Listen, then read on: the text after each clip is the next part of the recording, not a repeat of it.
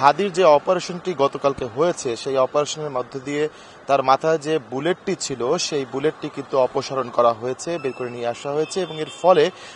তিনি এখন পর্যন্ত তার যে ব্রেনটি রয়েছে সেটি কিন্তু আঘাতপ্রাপ্ত। তো এই ধরনের যে অপারেশন হয়, বিশেষ করে ব্রেনের এই ক্রিটিক্যাল একটি অপারেশন বা জটিল একটি অপারেশন বলা হচ্ছে, এই অপারেশনকে এই ধরনের অপারেশনের পর আসলে 72 ঘন্টা পর্যন্ত তাকে অবজারভেশন করতে হবে। চিকিৎসকরা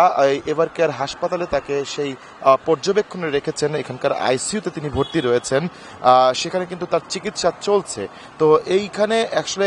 তার যে রক্তক্ষরণগুলো আছে সেগুলো বন্ধ হয়েছে, বিশেষ করে ব্রেনে গুলি লাগার কারণে সারা শরীরের যে সার্বিক যে রক্ত সঞ্চালন ব্যবস্থা রয়েছে সেই সঞ্চালন ব্যবস্থার উপরে কিন্তু একটি বড় ধরনের প্রভাব পড়ে এবং সেই প্রভাবের কারণে হাদির নাক থেকে এবং গলা থেকে কিন্তু প্রচুর পরিমাণে রক্তক্ষরণ হয়েছে, যেটি আসলে চিকিৎসকদের জন্য চিন্তার কারণ ছিল। এবং যদিও ইএনটি স্পেশালিস্ট তথা নাক কান গলা বিশেষজ্ঞ যারা রয়েছেন তারা কিন্তু সেটি তাদের নিজস্ব যে চিকিৎসা ব্যবস্থা আছে সেটির মাধ্যমে বন্ধ করার চেষ্টা করেছেন এবং সেখানে তারা সফল হয়েছেন। আমরা যতটুকু সর্বশেষ জানতে পেরেছি যে হাদির যেহেতু গুলি একটি ছোট জিনিস, এটি প্রবেশ করার সময় আসলে ছোট্ট একটি গর্ত করে, কিন্তু বেরিয়ে যাওয়ার সময় বিশাল একটি জায়গা কিন্তু তার যে ফোর্স রয়েছে, ঘূর্ণায়মান গতি রয়েছে, সেই গতির কারণে বিশাল একটি জায়গা কিন্তু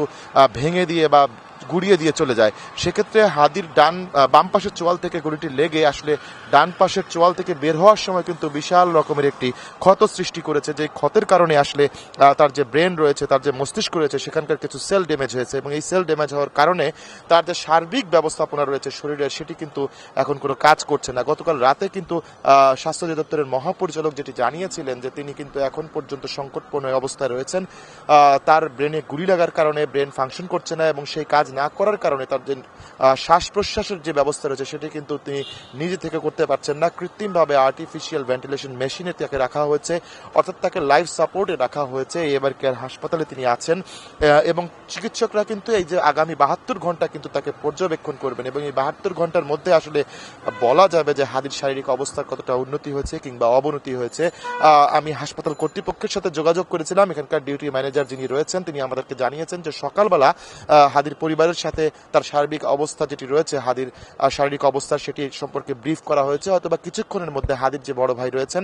তিনি গণমাধ্যমের মুখোমুখি হয়ে হাদির সার্বিক যে অবস্থা রয়েছে সেটি আমাদেরকে জানাবেন।